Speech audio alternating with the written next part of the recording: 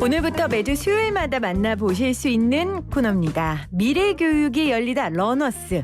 이 시간에는 우리가 미래를 준비하며 꼭 생각하고 배워야 하는 주제들을 연세대학교와 함께 배워보는 시간인데요. 우리의 내일을 준비하기 위해 생각해야 할 것들 그리고 공부해야 할 것들이 정말 많습니다. 이 시간에 나오는 이야기들만이라도 여러분 귀를 기울이시면요. 내일을 준비하는 데 큰 도움이 되실 겁니다. 미래교육이 열리다 러너스 첫 시간을 열어주실 분을 소개할게요. 연세대 경제학과 성태윤 교수 나오셨어요. 교수님 어서 오세요. 네, 안녕하십니까. 반갑습니다.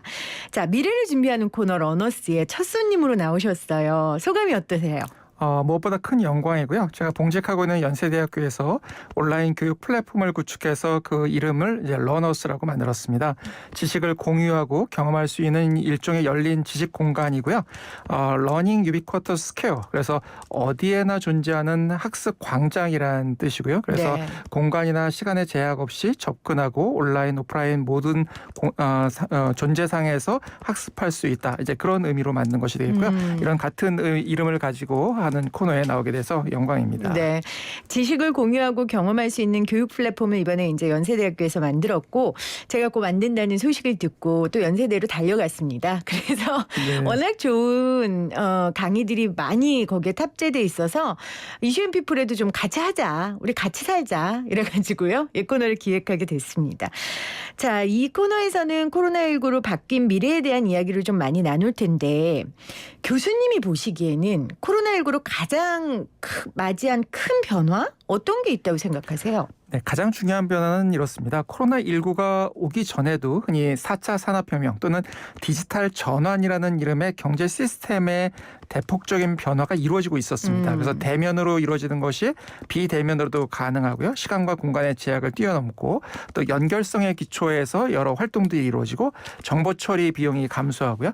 그런데 이런 것들이 일어난다고 해서 우리 교수님들한테 갑자기 온라인 플랫폼을 이용해서 강의를 하시라고 한다고 해서 이게 강의를 하기는 어렵거든요. 어렵죠. 그리고 어떤 분한테 이걸 활용해서 배달 음식을 한번 드셔보십시다라고 얘기한다고 해서 바로 되는 건 아닙니다. 그러나 이거를 가속화시키는 계기가 코로나19가 됐다라고 생각이 됩니다. 그래서 변화 자체는 기술적으로 불가피하게 일어나고 있었지만 이것을 얼마나 빨리 수용하고 구조적으로 만드냐가 중요했는데 실제로는 코로나19가 여러 가지 피해와 함께 이것 자체를 또 가능하게 한 면도 있었다 이렇게 볼 수 있겠습니다. 그러니까 디지털 시스템 전환이 코로나19로 인해서 정말 획기적으로 일어났고 속도에 있어서도요.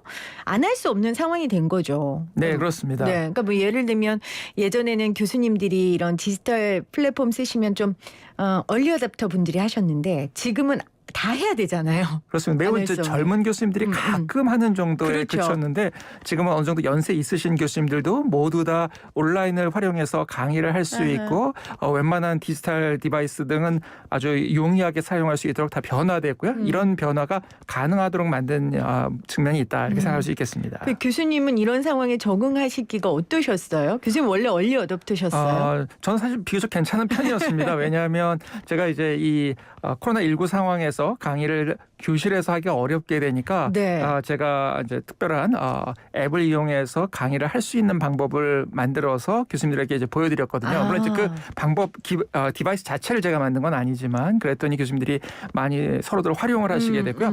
결국은 아무래도 이제 이런 러너스 사업을 추진하는데도 관여하게 된 것 같습니다. 결국 이제 중요한 건 이 플랫폼이라는 것을 통해서 서로 간에 이제 연결을 만들어내고 그 연결을 통해서 가치를 만들어내는. 그러니까 예전에는 이제 지식이 일방적으로 전달될 수밖에 없고 그것도 아주 소수에게 전달되는 형태였다면 이것을 폭넓게 전달할 수 있는 그러한 가치 체계를 만들었다는 게 중요한 의미가 되겠죠. 연결과 가치를 만들어내는 게 굉장히 중요한 사회적 역할이고 또 대학 교육이 해야 할 역할이라고 생각합니다. 근데 어떻게 보면 그냥 연세대학교에서 연세대학 학생들만의 대상으로 교육하셔도 되는데 지금 공유할 수 있는 교육 플랫폼을 만드신 거잖아요. 네, 그렇습니다. 그 이게 이유가 있을까요? 아주 중요한 의미가 있는데요. 사실은 이제 대학생들에게만 전달할 수 있는 부분이 있는데 이제 러너스 같은 경우에도 이번에 대중에게 공개되는 교육 과정들을 만들어서 심지어 이제 무료로도 보실 수 있도록 하는 그런 부분이 되고요. 이제 이런 것들을 통해서 기존에 대면으로만 이루어지던 소수에게 제공되던 교육과 지식을 좀 더 많은 분들에게 전달할 수 있도록 하는 거. 디지털 전달은 어떤 의미에서 이제 고등교육의 기회를 보다 많은 분들에게 광범위하게 제공할 수 있다는 뜻이 있다고 생각이 됩니다. 예전에 이제 우리가 인쇄술이 발전하면서 결국 많은 분들에게 지식이 전달됐던 것과 동일한 현상이 지금 다시 새로운 각도에서 이루어지고 있다라고 보시면 될 것 같고요. 아마 저희가 보기에는 국내 고등교육기관 간에 사실상 거의 최초로 이렇게 대규모로 온라인 교육 플랫폼을 제공하는 것은 처음이 아닐까 생각이 들고요. 또 이제 이런 특징이 있습니다. 물론 일반적인 플랫폼에서도 지식을 얻을 수 있는 부분이 있긴 한데 이게 좀 더 전문적인 지식 그리고 어떤 의미에서 이제 좀 더 검증될 수 있는 지식을 제공할 수 있는 창구가 마련된다는 것 자체가 중요한 의미가 있다고 생각되고요. 이런 디바이스들은 사실은 매우 중요한 의미가 뭐 책이나 다른 이제 수단 같은 경우에 이제 일방적으로 전달되는 각도가 강한데 네네. 이것들이 이제 좀 더 발전되게 되면 쌍방향으로 전달될 수 있는 이제 그런 부분들이 의미가 있다고 생각이 됩니다.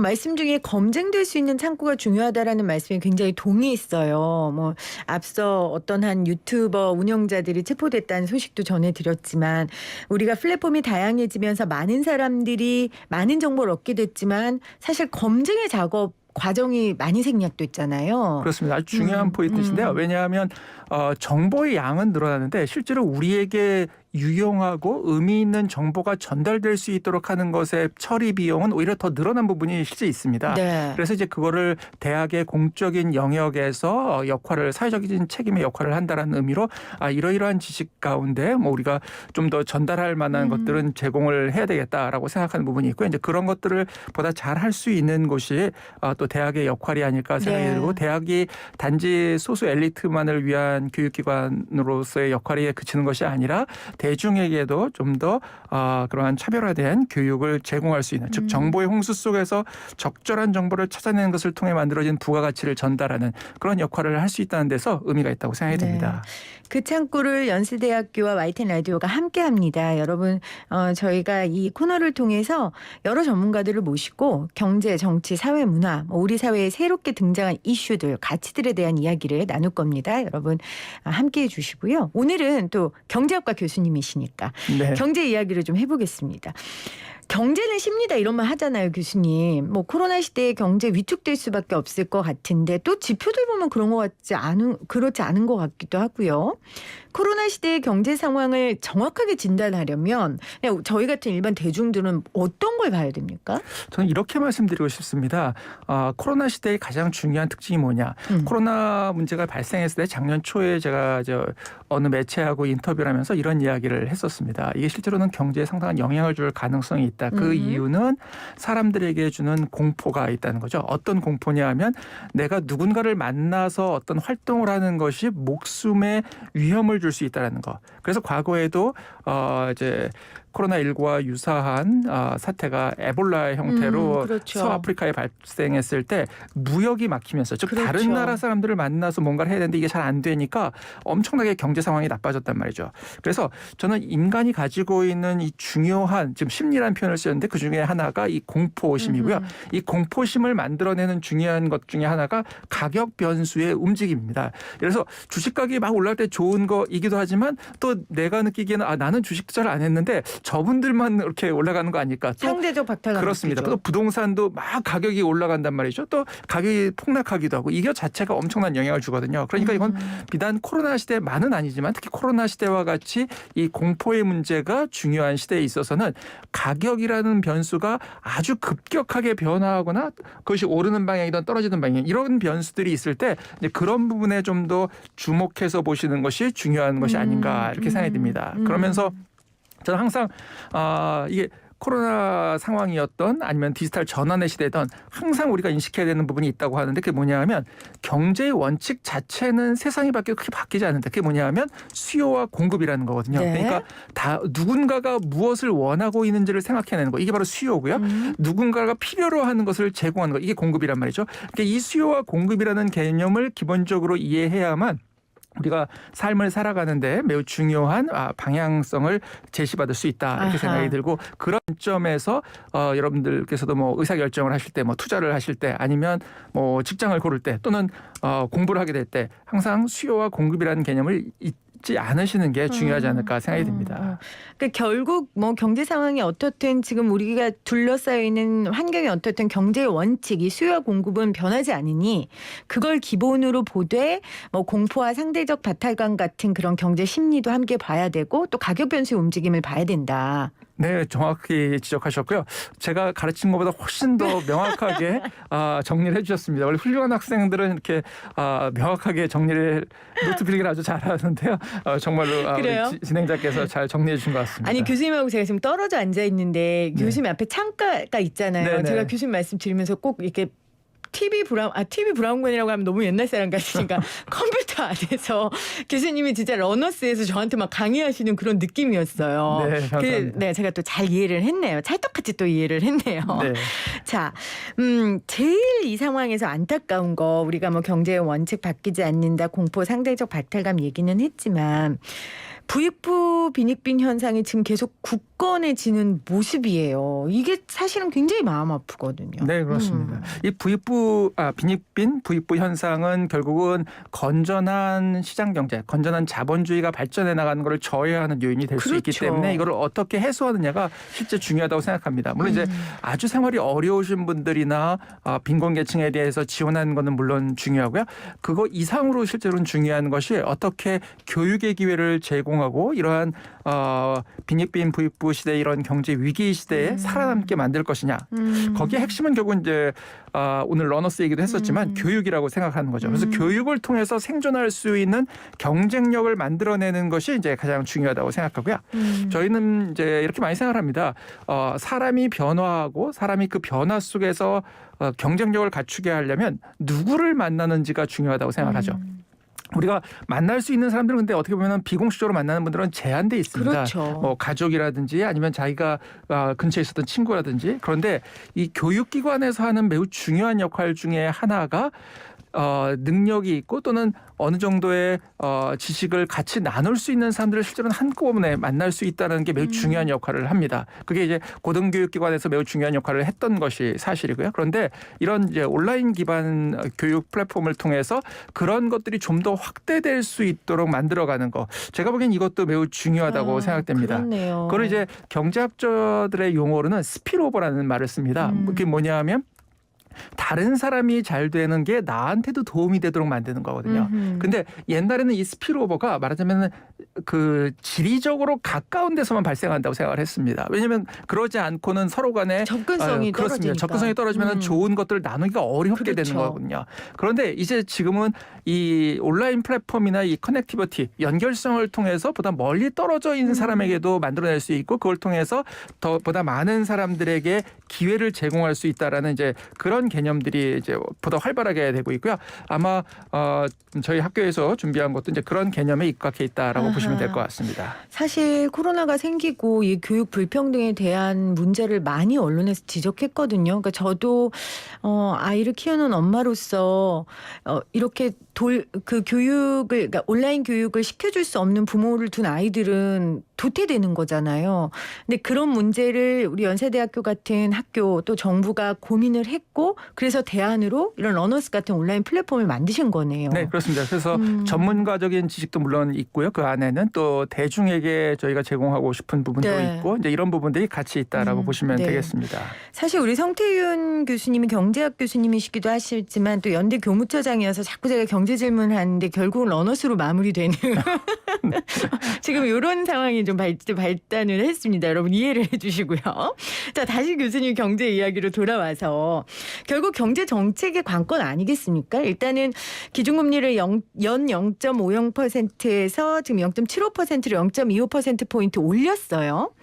치솟는 집값을 낮추고 가계부채를 줄이겠다 이렇게 해서 기존금리를 올렸는데 이제 저같이 이제 은행 빚이 아주 많은 사람들은 굉장히 부담스러워요. 이게 가계부채 줄일 수 있겠습니까?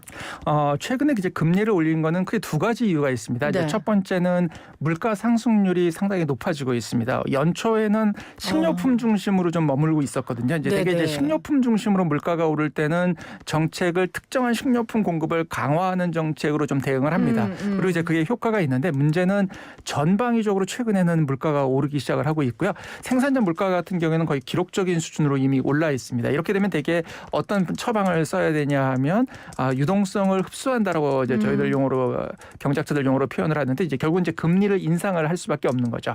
그리고 또 가계 대출이 최근에 급증한 상황이고요. 이 가계 대출 급증에는 실제로는 이 부동산 이슈들이 상당히 있습니다. 그래서 이제 부동산은 불가피하기 때문에 거주의 목적을 위해서 자금을 필요로 하신 분들이 많이 있었고요. 그래서 이제 대출이 많이 나간 상태인데 이걸 계속 내보낼 수는 없고 결국 그렇게 되면 전반적인 금융 불안정성도 커지고 물가도 상승하면서 결국 이제 국민들 생활이 어려워지기 때문에 어쩔 수 없이 이제 물가를 인상한다고 죄송합니다. 금리를 인상한다고 보시면 되겠습니다. 그래서 뭐 금리를 인상하는 게 좋아서 하는 것은 아니고 물가와 금융 불안정성이 커지는 것을 일부 막기 위해서 한다고 보시면 될 것 같고요. 다만 이제 보통 아마 기억나시는지 모르겠지만 이제 코로나19가 와가지고 금리를 낮췄을 때는 크게 급하게 낮췄습니다. 왜냐하면 이제 그렇게 낮추는 게 효과가 있다고 생각을 하거든요. 근데 이제 금리를 높일 때는 되게 그렇게 그렇지만 잘 못합니다. 왜냐하면 그렇게 세게 올리게 되면 경제가 너무 큰 충격을 받기 때문에 뭐든지 저희가 이제 충격이라는 표현을 쓰는데 그거는 짧은 시간에 급하게 일어나면 그게 충격인 거거든요. 그걸 이제 뭐 좀 금리를 낮추는 거 같은 거 할 때는 충격을 해도 좀 큰 영향이 없는데 금리를 특히 높이는 걸 갖다가 짧은 시간에 하게 되면 경제가 어려움에 빠질 수가 있습니다. 이제 그래서 그걸 막기 위해서 금리를 이번에 이제 25bp라고 저희들 표현하는데 0.25%포인트를 올린 거죠. 숫자로 보면 아주 작은 숫자이긴 하지만 그래도 이 방향성이 이제 앞으로 금리가 올라가겠구나라고 생각을 하게 되면 이제 사람들의 행위를 바꾸는 거죠. 물론 꼭 필요해서 대출을 받으신 분도 있지만 이제 그렇지 않은 분들도 있었습니다. 뭐 주식을 한다든지 다른 이제 뭐 좀 위험할 수 있는 자산에 투자를 하기 위해서 돈을 빌리신 분들도 꽤 있거든요. 그래서 이제 그런 것들은 일단 하지 않으시도록 만드는 신호를 보낸다 이렇게 표현을 하고요. 그래서 이제 시장에 그런 신호를 보내서 그쪽에서는 좀 움직이시도록 하는 거고 물론 그럼에도 불구하고 꼭 실수요가 있어서 하는 분. 그래서 이제 이렇게 금리를 높이면서 이제 저희 같은 사람들이 제언을 하는 게 갑자기 대출을 중단시키는 형태가 되면 매우 곤란하다. 최근에 일부에서 일어난 것처럼 실수요자들이 소득이 어느 정도 있으면서 대출이 꼭 필요하신 분들에게는 대출이 나갈 수 있도록 하는 것과 함께 이제 금리 조정을 하는 이제 이런 작업들이 필요하다고 생각되고요. 경제정책에서는 항상 뭐 어떻게 하면 100% 좋다 이렇게 하기는 어렵습니다.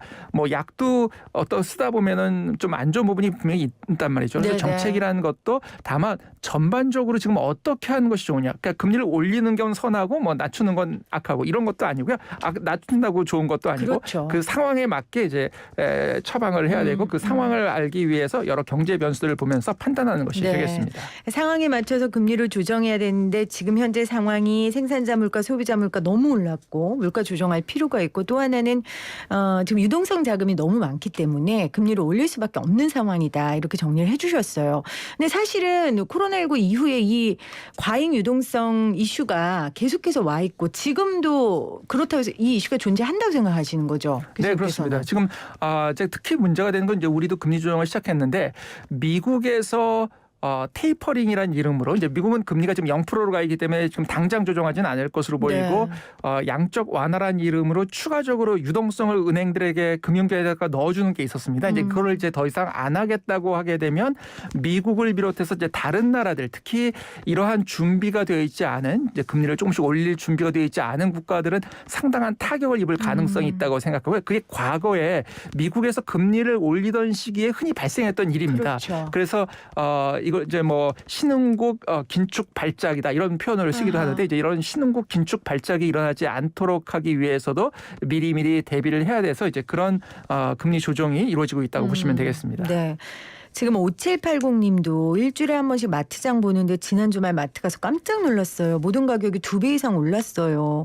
재난지원금 나오면 크게 올린다고 하는데 서민들은 정말 걱정입니다 하셨는데 저도 우유 하나 계란 하나 뭐 하나 샀더니 2만 원, 3만 원이 훌쩍 넘어가더라고요. 그래서 정말 깜짝 놀랐는데 지금 재난지원금 청취자 얘기하셨으니까 우리 그 얘기 많이 하잖아요. 재정 건전성 얘기. 정말 이 이슈가 정치권과 경제권을 계속해서 지배하는 이슈 중에 하나인데 어려울 때 써야지 곳간에 식량만 쌓아두면 어쩌냐라는 쪽이랑 아유 이렇게 하다가 우리 망한다 이런 쪽이 있어요. 교수님 생각은 어떻습니까? 두 말 모두 타당성이 있습니다. 그러니까 첫 번째는 어려울 때 쓰기 위해서 곳간에 재워놓는 건 맞습니다. 그래서 우리가 다른 나라들에 비해서 비교적 국가 재정 건전성을 건전하게 유지해왔던 건 사실이고요. 그리고 네네. 지금과 같이 코로나19 상황에서 어려울 때 쓰는 거는 맞고 그래서 확장적 재정이 필요하다고는 생각합니다.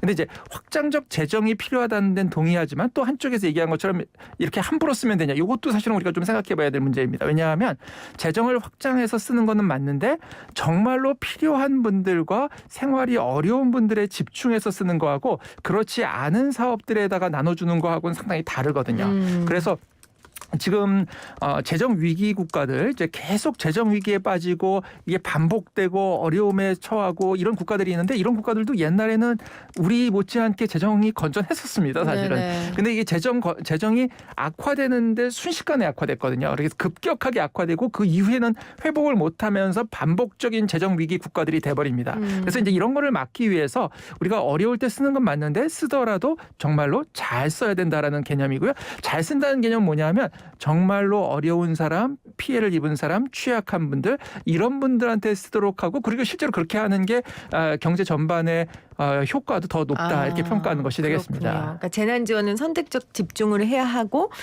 실제로 보편적으로 지원했을 때보다 어려운 사람들을 선택적으로 지원해 줬을 때 경제적인 효과가 훨씬 컸다. 네, 그렇습니다. 네, 교수님 입장을 그렇게 설명해 주셨습니다. 자, 오늘 미래교육을 말하다 러너스 첫 시간에는 코로나 시대의 우리 경제 지금 살펴보고 있습니다. 사실 지금도 힘든데 전문가들은 이런 얘기를 해요. 코로나 지나가고 난 후부터가 정말 힘들 것이다. 외환위기 수준의 경제위기로 번질 것이다 했는데 교수님은 어떻게 보세요? 이렇게 말씀드리는 게 좋을 것 같습니다. 사실은 이제 코로나 이후라고 해서 반드시 좋아지거나 나빠지지 않는다. 무슨 말이냐 하면 제가 자주 하는 말 중에 우리는 어려울 때 세상이 무조건 좋아질 것이다라고 낙관하기도 하고 세상은 좋아지지 않을 것이다라고 비관하기도 합니다. 우리 학생들도 일자리 구할 때 낙관을 하기도 그냥 무조건 낙관하기도 하고 무조건 비관하기도 하는 경우들이 있는데요.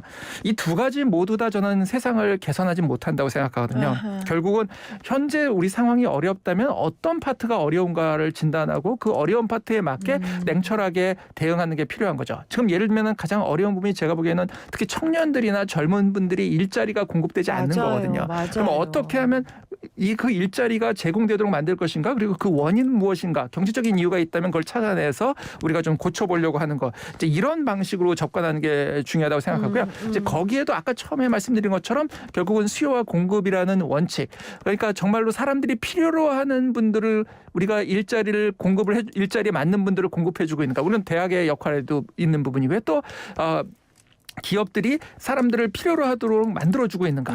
결국은 기업들이 뭐 강제로 채용하라고 해서 되는 문제는 아니기 때문에 정말로 기업들이 우리가 앞으로 사람들을 더 써서 일을 해야지라는 생각이 들 수 있도록 만들 것인가. 이제 이런 관점이 중요하다고 생각되고요. 그래서 단지 코로나19가 지나가서 무조건 더 어려운 세상이 온다. 그렇게 생각하실 필요는 없고 다만 이제 그런 문제들을 우리가 어떻게 해결해 나갈까. 이런 관점이 더 중요하지 않을까 생각이 듭니다. 지금 청년 일자리 얘기하셨는데 뭐 학생들을 가르치는 선생이시니까 이 문제에 대해 더 예민하실 거고요. 근데 청년의 일자리 정책 우리가 논의할 때마다 뭐가 맞는 것인가? 예를 들면 질 높은 일자리냐, 양은 적어도 아니면 일단 지금 급하니까 뭐 공공근로라도 좀 질났지만 많은 사람들이 혜택을 볼 수 있게 일자리를 정부에서 만들어야 되냐, 혹은 기업을 독려해서 기업이 일자리를 만들어야 되냐 여러 가지 방향성이 있지 않겠습니까? 교수님은 어떻게 방향성을 좀 잡으시겠어요? 그러니까 일자리는 자연스럽게 만들어지는 게 중요하다고 생각합니다. 자연스럽게라는 표현은 어떤 거냐 하면 결국은 기업이 필요로 해서 일자리가 만들어져야 되거든요. 그러니까 기업이 필요로 한다는 건 기업 자체가 성장하고 우리가 과거에는 일자리 문제를 사실 많이 논의하지 않았거든요. 그 네. 이유는 경제가 성장하고 있었기 때문에 그렇습니다. 어떤 분들은 이런 얘기도 하세요. 아니 경제가 성장하는 게 뭐 중요하냐. 그런데 그렇게 표현하면 마음에 안 와닿을지 모르겠지만 경제가 성장하지 않으면 여러분들의 자녀들에게 일자리를 줄 수가 없습니다라고 그렇죠. 이야기한다면 여러분들이 이해하실 수 있을 것 그렇죠. 같고요. 이제 그러기 때문에 기업들이 어떻게 하면 더 많은 일자리를 만들어내도록 하기 위해서 투자를 하게 만들 것인가. 이제 이런 관점이 우리에게는 중요하다고 생각되고 또 최근에도 이런 어려운 상황이지만 특정한 전공들은 사람들이 모자라는 경우들 많이 맞아요. 있거든요. 그래서 이제 그런 분야의 교육을 받을 수 있도록 해주는 거. 아마 뭐 저희가 제공하려고 하는 교육에서도 이제 그런 사람들의 지금 세상에서 수요로 하는 부분들이 조금 더 교육될 수 있도록 하는 그런 부분들의 역할도 있을 것 같고요. 이제 그런 부분들이 중요하다고 생각되고 또 하나 이제 문제는 기업들이 채용을 하는 과정에서 이 과거에 비해서 중요한 이슈 중에 하나는 뭐냐 하면 성과 평가에 따라서 임금이 제공될 수 있도록 하는 그런 것들이 중요합니다. 왜냐하면 그렇지 않고 단순히 한 번 채용해서 끝까지 가는 형식으로 많은 임금을 연공 서열에 따라 지급하게 되면 실제로는 기업의 입장에선 가능하면 사람을 채용하지 않는 쪽으로 이동하게 될 가능성이 높거든요. 그래서 이제 이런 일종의 이제 노동시장 구조 문제라고 하는데 이런 부분들도 우리가 살펴봐야 된다라고 네. 할 수 있겠습니다. 그러니까 일자리 문제 역시 수요와 공급 경제의 기본 원칙에 맞게 자연스럽게 만들어져야 하고 그러기 위해서 분야와 임금 이 부분도 자연스럽게 그러니까 노동 유연성 부분까지도 또 교수님이 짚어주셨습니다. 지금 9732님이 미용실입니다. 고객님들이 커트 끝나도 안 나가고 방송 계속 들으세요. 쉽게 쏙쏙 박히게 교수님 설명 너무 잘하시네요. 네, 감사합니다. 네, 미용 커트가 끝나도 나가시지 않는다고 합니다. 파마만 손님들은 계속해서 들으실 수 있겠네요. 알겠습니다. 자, 오늘 러너스 첫 시간 코로나 시대 우리 경제 상황과 전망까지 연세대학교 성태윤 교수와 함께 이야기 나눠봤습니다. 오늘 저희가 나눈 이야기는요. 러너스.org 코너에서도 사이트에서도 여러분 다시 보실 수 있습니다. 교수님 오늘 고맙습니다. 네, 대단히 감사합니다.